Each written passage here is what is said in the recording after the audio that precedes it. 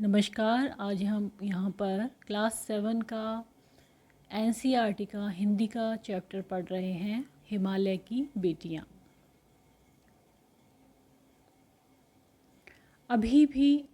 अभी तक मैंने उन्हें दूर से देखा था। बड़ी गंभीर, शांत, अपने आप में खोई हुई लगती थी। संभ्रांत महिला की भांति वे प्रतीत होती थी। उनके प्रति मेरे दिल में आदर और श्रद्धा के भाव थे। माँ और दादी, मौसी और मामी की गोद की तरह उनकी धारा में डुबकियाँ लगाया करता। परंतु इस बार जब मैं हिमालय के कंधे पर चढ़ा तो वे कुछ और रूप में सामने थी। मैं हैरान था कि यही दुबली पतली गंगा, यही यमुना, यही सतलुज समतल मैदानों में उतरकर विशाल कैसे हो जाती है। इनका उछलना और कूदना,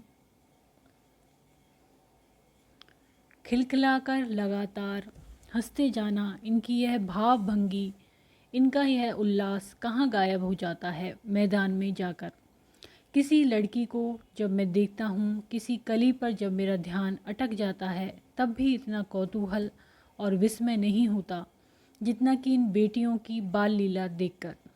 कहाँ ये भागी जा रही हैं? वह कौन लक्ष्य है जिसने इन्हें बेचैन कर रखा है?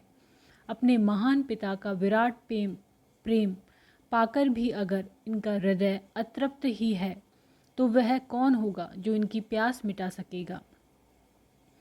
बर्फ़ जली रंगी पहाड़ियाँ, छोटे छोटे पौधों से भरी घाटियाँ, बंधुर आदित्यकाएँ, सरसब्ज उपत्यकाएँ, ऐसा है इनका लीला निकेतन। खेलते खेलते जब ये जरा दूर निकल जाती हैं तो देवदार, चीड़, सरो, चिनार, सफ़ेदा, कैल के जंगलों में पहुंचकर शायद इन्हें बीती बातें याद करने का मौका मिल जाता होगा।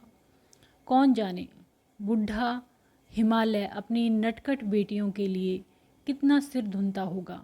बड़ी बड़ी चोटियों से जाकर पूछिए तो उत्तर में विराट मौन के सिवाय उनके पास और रखा ही क्या है। सिंधु और ब्रह्मपुत्र, ये दो ऐसे नाम हैं जिनके सुनते ही रावी, सतलुज, व्यास, चेनाब, झेलम, काबुल, कुभा, कपिशा, गंगा, यमुना, सरयू, गंडक, कोसी आदि हिमालय की छोटी बड़ी सभी बेटियां आँखों के सामने नाचने लगती हैं। वास्तव में सिंधु और ब्रह्मपुत्र स्वयं कुछ नहीं हैं। दयालु हिमालय के पिघले हुए दिल की एक एक बूंद न जाने कब से इकट्ठा हो होकर इन दो महानदों के रूप में सतलज समुद्र की ओर प्रवाहित होती रहती है।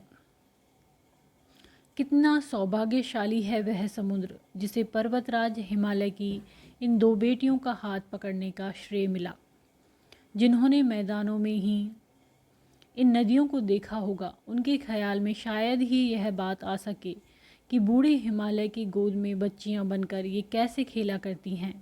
माँ बाप की गोद में नंग धड़ंग होकर खेलने वाली इन बालिकाओं का रूप पहाड़ी आदमियों के लिए आकर्षक भले न हो, लेकिन मुझे तो ऐसा लुभावना प्रतीत हुआ वह रूप कि हिमालय को ससुर और समुद्र को उसका दामाद कहने में कुछ भी झिझक नहीं होती।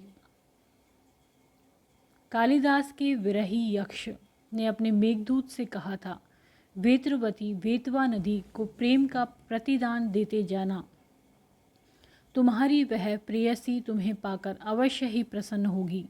यह बात इन चंचल नदियों को देखकर मुझे अचानक याद आ गई और सोचा कि शायद उस महाकवि को भी नदियों का सचेतन रूपक पसंद था।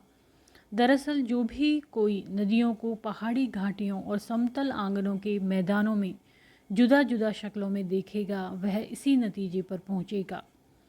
काका कालेलकर ने नदियों को लोक माता कहा है, किंतु माता बनने से पहले यदि हम इन्हें बेटियों के रूप में देख लें तो क्या हर्ज है। और थोड़ा आगे चलिए, इन्हीं में अगर हम प्रेयसी की भावना करें तो कैसा रहेगा। ममता का एक और भी धागा है जिसे हम इनके साथ जोड़ सकते हैं। बहन का स्थान कितने कवियों ने इन नदियों को दिया है। एक दिन मेरी भी ऐसी भावना हुई थी। थो लिग तिब्बत की बात है, मन उचट गया था, तबीयत ढीली थी। सतलज के किनारे जाकर बैठ गया। दोपहर का समय था। पैर लटका दिए पानी में। थोड़ी ही देर में उस प्रगतिशील जल ने असर डाला। तन और मन ताज़ा हो गया तो लगा मैं गुनगुनाने, जय हो सतलज बहन तुम्हारी, लीला अचरज बहन तुम्हारी। हुआ मुदित मन हटा खुमारी, जाऊं मैं तुम पर बलिहारी। तुम बेटी यह बाप हिमालय, चिंतित पर चुपचाप हिमालय। प्रकृति नदी के चित्रित पट पर अनुपम अद्भुत छाप हिमालय। जय हो सतलज बहन तुम्हारी। तो आज हमने यहाँ पर पढ़ा हिमालय की बेटियाँ।